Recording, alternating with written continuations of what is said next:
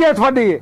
dawladnimo dastuur bay lahayd diin iyo sharci bay lahayd war ciidan difaacay lahayd war nidaam iyo kala dambeynay lahayd niyadsan iyo dulqaad bay lahayd midnimo doon bay lahayd war galan dhirir badan yoonay gargaar baa lahayd daacad iyo garsoor bay lahayd dariiq la maray lahayd kalamaanay beriga wacdiyaad bilowdeen oo xusuusaad igeliseen xaa idinka siya war sidaas ma ayna hadda ka hor wadaad xisbiga u ololeeya ayaa xisbigiisii muxaadaro u qabtay gabadh ka mid a taageerayaasha xisbiga ayaa farta taagatay waxayna tidhi sheekhow anuu salaad ku jira haddii xisbigeenna wax laga sheego inta salaadda ka bax ma difaaci karaa oo ma ku soo laaban karaa markaas baa wuxuu yidhi waxaa mas'aladaasi la yidhaahdaa ajmac alculamana isku raacsan yihiin addaruuratu tabiixu almaxduuraat ulma langiye jeela qiilman waayto laari langiye neebtana qatalman waayto laari war saas ma ahane waxaa la yidhi culummo masale ay ku bannaysatana waa leedahay middi ay ku cuntana waa leedahay wala joojiyaana bannaan la jiifiyaana bannaan miyaa war waxaad in iska dhaftay wasiir beyle wuxuu yidhi dhaqaalihii waddanka waa kobcay isku fillaashaadna mugdhow gaaraynaa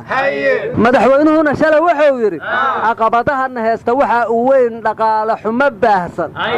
mugga waa yaaba madaxweyne farmaajo iyo wasiir beyle kee run noo sheegaya war maxaad ula yaabaysaa dawladdaani waa kalamaane hadda ka horba waa kii ra'iisul wasaaruhu yidhi ciidamadoo dhan mushaarkoodii waan siinay madaxweyne farmaajona uu yidhi ma siin 3 bilood mushaar warnimiya umay siin lahaa hadal lankoona sidoo aan ere lankoona sidoo aan qaade waleeri wasiir beyle dhagaaladana badii hoob ari lacag badan oo lacag Soomaaliya oo kaash ee baalojay ka arigi madaxweyne farmaajona may ba ka hadalay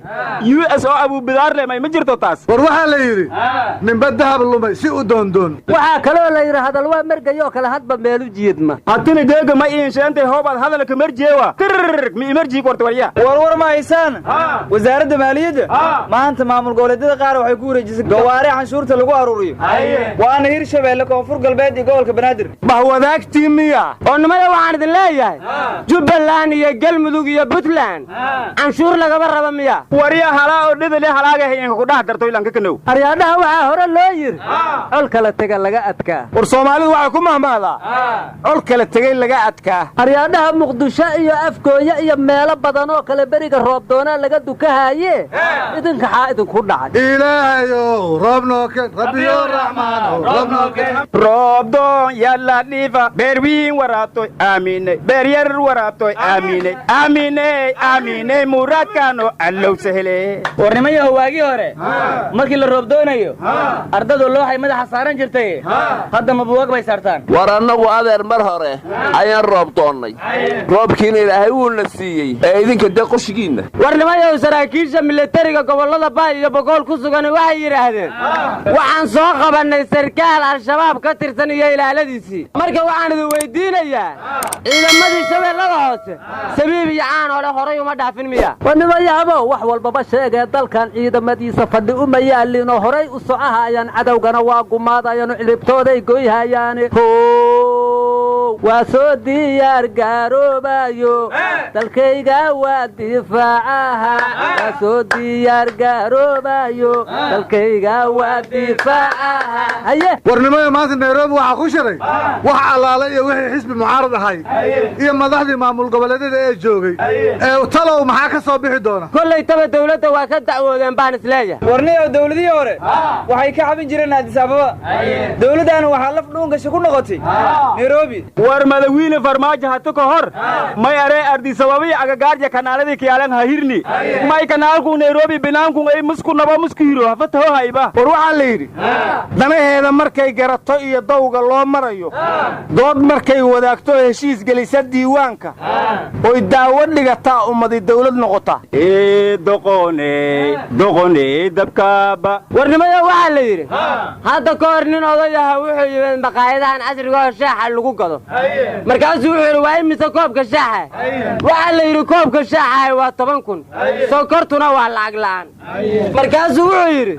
maandooyo waxaad ii keentaan koob shaaxa iyo 7 kiilo sokora warnimayahow cali khaliif galeer oo noqday tabliiq siyaasadeed wuxuu yiri inaa sidaas noqdo waxa igu kalifay Muqdisho iyo Puntland oo iga aamusay haddana meel kasta oo ka tirsan Somaliland ayaa tabliiq ku maraya muxaadarooyin siyaasad siyaasadeed ma ku qabanaya war adeero cali khaliif galayn Soomaaliland buu ka tirsan yahay maxaa idinka khuseeya isku ku tirsanaado ma ka haysano laakiin risaaladiis meelaha la dhaafnay warwar ma haysaan cunugii yaraa ee istaal ku dhashay laga haday dib loo helay booliiska Soomaaliyeed ku guuleystay inay gacanta ku soo dhigaan tuugidii qaadii iyo cunugiba haba la soo qabto ma xume tuugtaas garsoorka ma la horgeeyahay warnimada baladweyne waxa ka taagan baa la yiri dhibaato aanooyin qabiil laysu afduubtan laysuna dilo war ma dhibaatooyin niicun baa ku jiraysaan war ordaniyo meesha lagu kala kaxeeya war ma anaga in aflagaadii ka taadiga horiya maalinka taga kala waryaa xishooda oo ilaahay ka cabsoo dalkiina u shaqeeya naga taga iskumaan